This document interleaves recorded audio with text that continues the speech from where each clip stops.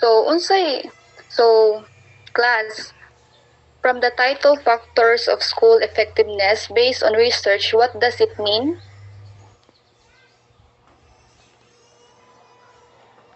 Anyone? Ang mga naka-influence, ma'am, sa Okay, thank you. So as we can see, it is a topic or concept that examines the various elements or aspects that contribute to the effectiveness or success of a school. As determined through research studies, it suggests that researchers have conducted studies to identify and understand the factors that play a significant role in determining the effectiveness of school. So, by identifying these factors, researchers and educators can gain insights into what makes a school effective in terms of student achievement, teacher performance, school climate, and other relevant aspects. So, effective practices need to be institutionalized for them to become part of the school culture, to build professional capacity and establish mechanism that supports the continuing quality improvement of school is an assurance that effective schools even become more effective. So, school based management is the mechanism introduced by the Department of Education in the Philippines to continuously work on effective schools.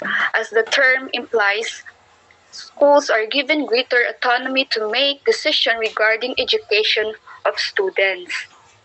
So this means that schools have been granted so naa sila by this gitagaan sila og right, more and freedom in determining various aspects of the educational process for students. So nasabtan ba class?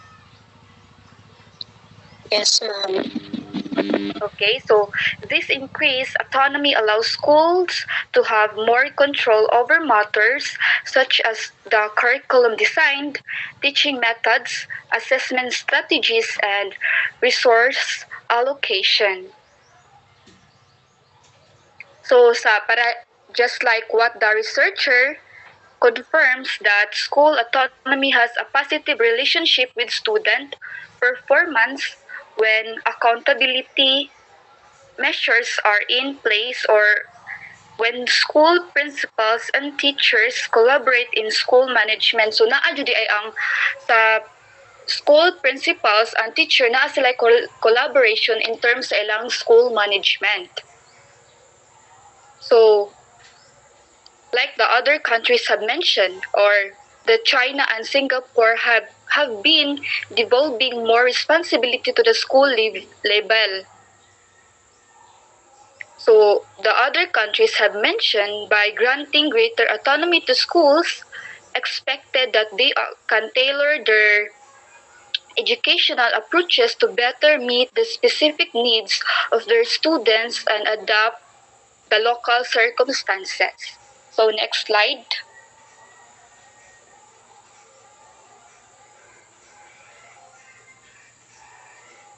Hello?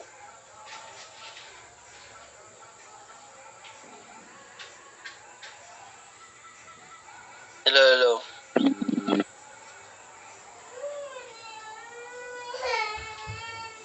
Nawa lagi ang kuan.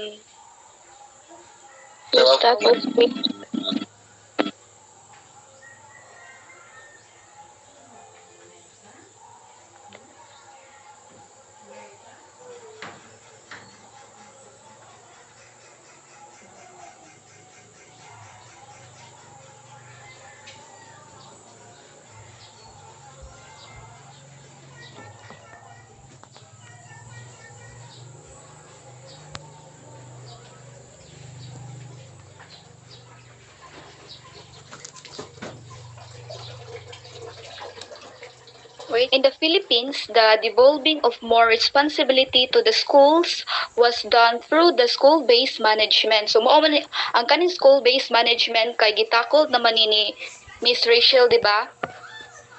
So kani kay was introduced during the implementation of the third elementary education project in 1999 to 2005. In 2005, it conducted as a study to determine the effect of school-based management on student performance in the Philippines using the administrative data set of all public schools in 23 school districts over period on 2003 to 2005. So, when implementing for the goodness of the school, kailangan jud una nga mag-research. As a leader, kailangan mag-conduct og study usa i-implement na kay para may baw-an if kana ba effective sa school. Kay well, so we kay we all know nga naa sa school ang maka-benefit ana, which is the students, teachers, and the faculty. Di ba, class? Yes, ma'am. Okay. So with SBM, significant decision-making authority was transferred from state and district offices to individual schools. So sa school-based management, dili jud mawala ang connection, relation, and communication sa principals, teachers, students, and parents nga mo control over the education process by giving them responsibility. So naa jud ang responsibilidad ana for decision about the budget. Yes, kanang budget, di ba gitakol na pud na. So ang personnel and the curriculum. So dili mo work ang isa ka school if ang leader or the principal walay action. Just like sa teacher, the faculty members and even sa parents need sila aron mo work ang usa ka school. Makita nato ang value, ang connectiveness sa usa ka school if sila mo take og action and work together para sa kaayuhan sa school and most especially sa students. So through the involvement of teachers, parents, and other community members in this case decisions, school-based management can create more effective learning environments for children. So kani jud overall ani ang kayuhan ra jud sa students ang ilang kanang gi value ani. So nasabtan ba, class? Yes, ma'am. Captain kayo.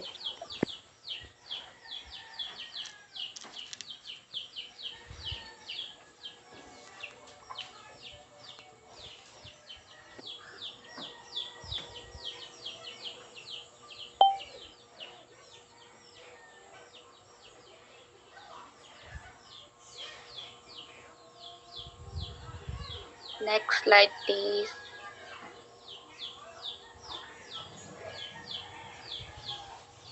Puding ang laptop. So to further strengthen the school-based management practice and re-emphasize the centrality of the learners and the involvement of relevant community in basic education service delivery, the Department of Education or DepEd embarked on revisiting the SMB framework assessment process and tool to improve on already recognized successful SBM practices across the regions. So class, unsa man ang embark or on revisiting? So anyone sa iyong nasabtan ana?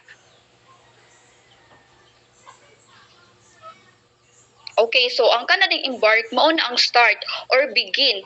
Then ang kanang revisiting mo balik. So para mas effective ang mulambo ang isa ka school para sa learning sa learners, so ang Department of Education nag-revise sa school-based management framework para mas ma-enhance and improve na ang.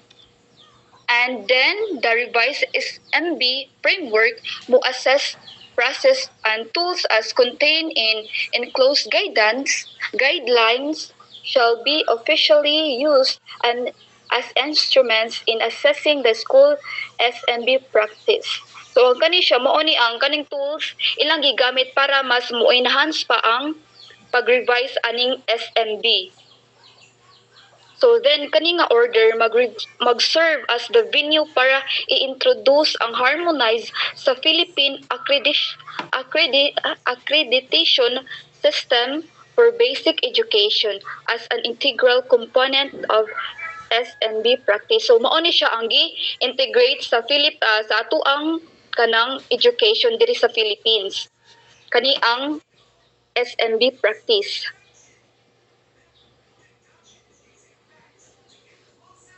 So, to institutionalize decentralization efforts as the school level and line with Republic Act number 9155, also known as Governance of Basic Education Act of 2001, the Department of Education DepEd provided school-based management grants as additional funds to public elementary and secondary schools to augment the school fund on maintenance and other operating expenses due 45 2015. So with the Republic Act number 9155, also known as Governance of Basic Education Act of 2001, kanisya is establishes that state policy shall protect and promote right of all citizens to quality basic education and make education accessible to all by providing all Filipino children free and compulsory education at elementary level and free education at high school level. So di ba class, na-apply man ni natong sa kaning kaning right bitaw nato nga tagaan ta og kanang accessible to kanang free bitaw, free ang atong school pares ana sa public, di ba? Class. Yes, ma'am. Yes, ma'am. Yes, ma'am. So di ba sa elementary, Yes, ma'am. sa elementary kay na may public, so didto ta nag-school. So na po private pero ang gikuan diri is ang public nga school nga gi-provide nato. So di ba class nga na-apply man ni nato sa kay naamantay public school diri from elementary to secondary levels. So kani siya nga kay establish jud para for all Filipino. Tanan na ay right para muskwela bisan pas ang isa ka student maka-afford or walang jud.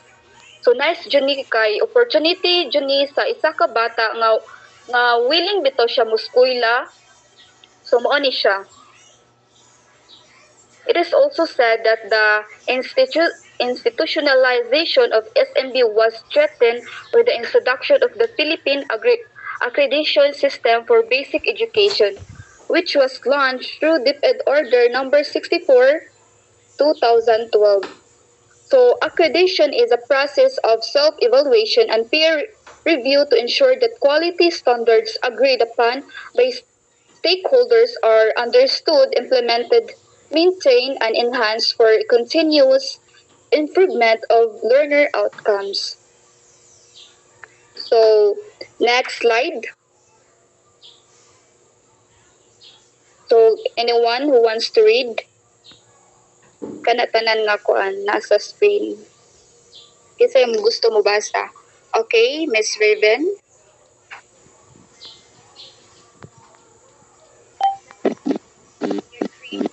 On standards of quality or effective schools are grounded on the core principles of a child-centered education, principle of collective leadership, second, principle of community, third, principle of accountability for performance, and fourth, principle of convergence to harness resources for education. All of these four principles also apply to either level 1, developing, level 2, nurturing, and level 3, advanced. A school that reaches the highest level of SBM practice qualifies for an accredited status. Okay, thank you. So sa school in level 1, developing means that the school is developing structures and mechanism with acceptable label and intent of community participation and impact on learning. So diri ma-involve for community members like sa parents, guardians, and local organization para mo contribute sa development and improvement sa school system and policies. So sa school in level 2, described as maturing means that the school is introducing and sustaining continuous improvement process that integrates wider community participation and significantly improve performance and learning outcomes.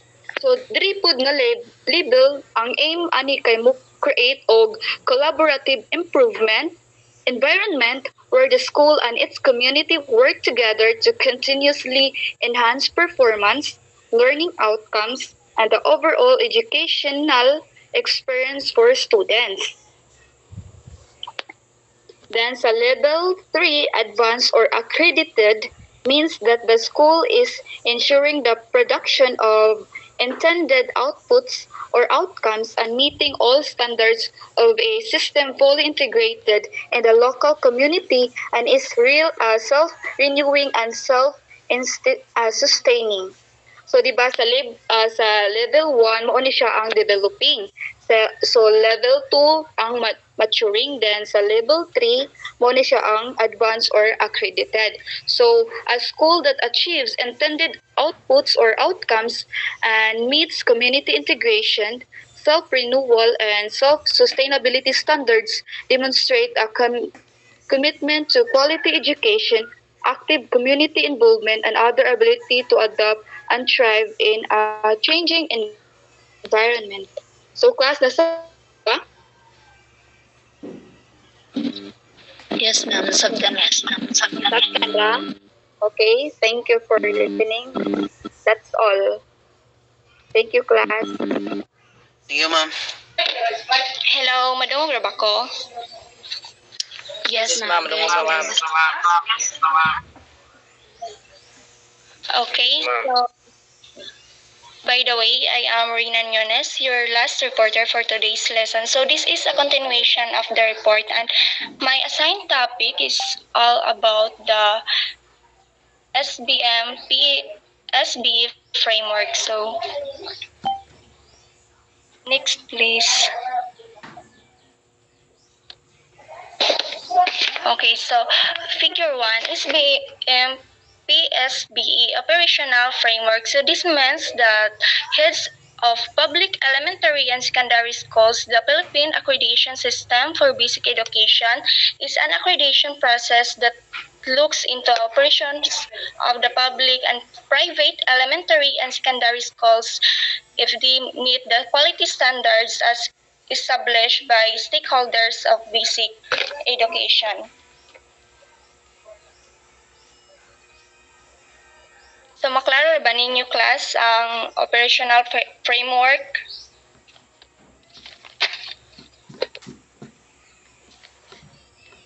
Hello? Maklaro gamay, ma'am. Pero medyo Okay, blurred so- sa upper. There are 3 levels of process. We have level 1 as beginning, level 2 developing, and level 3 is advanced or accreditation. So level 1 is an early or preliminary stage of implementation.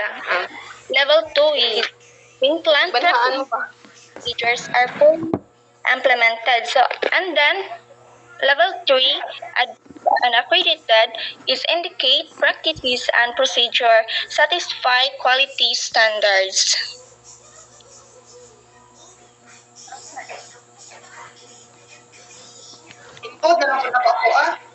Slide please.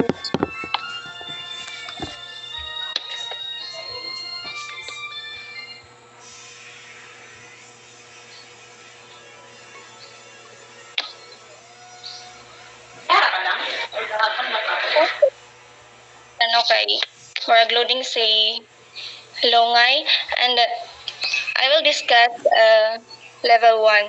So a school in level 1 developing means that The school is developing structures and mechanisms with acceptable level and extent of community participation and impact of learning.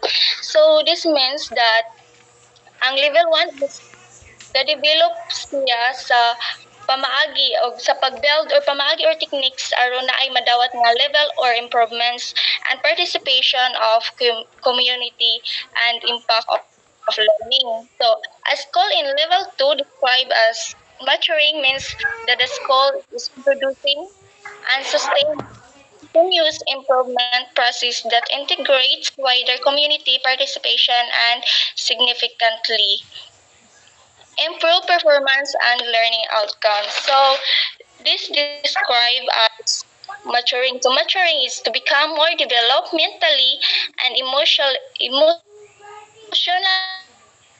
and behave in a responsible way. So sustaining continuous improvement process nga nagiusa sa participation sa community og mao'y hinungdan sa paglambo sa performance sa mga sa leaders, teachers, and level 3 advanced or accredited means that the school is ensuring the production of intended outputs, outcomes, and meeting all standards of a system fully integrated in a self-sustaining.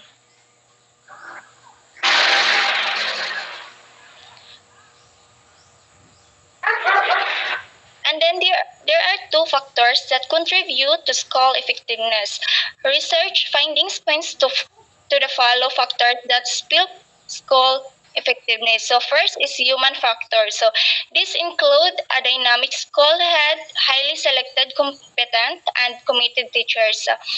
Highly motivated pupils with high expectation and supportive community. So mo to siya ang human factors.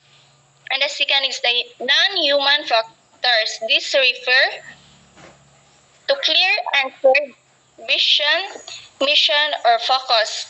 High expectation and standards emphasis on accountability aligned curriculum. So instruction and assessment with state standards efficiency or optimal utilization of resources and facilities, collaboration and communication, focus professional development and global and future orientation. So mo to siya ang non-human factor process. Okay, class, napa ba mo?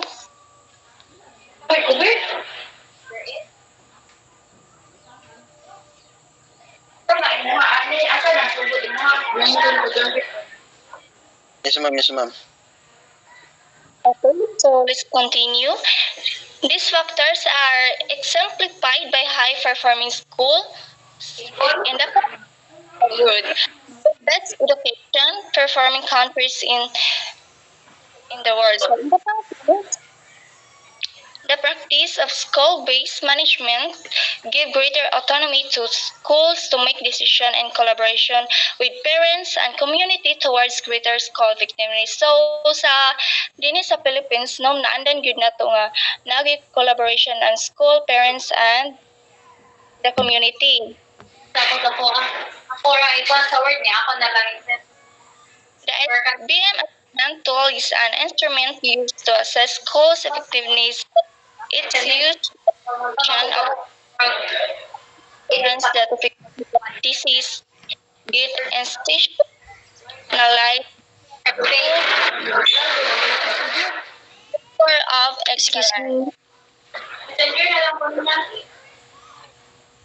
Yes, Ako yung ML. excuse me, Miss River. Halika lang na, musumpay. Your mic is open. Please close. Ako musumpay ani. Una ko to lang ko. Like, di ba? Pag-iya kay kadiyama. Walo na ko. Raven. Mic mo. It's Raven, okay. Ano ba they go? Ito wala? Raven, mute. Elements, both human and non-humans, and the school heads, the school leader. This means that all these factors that contribute to school effectiveness come forth only with a dynamic and a transformational school leader. So, ang development sa school is kapis gyud na siya sa pamlano sa usa ka leader or ug sa school is principal.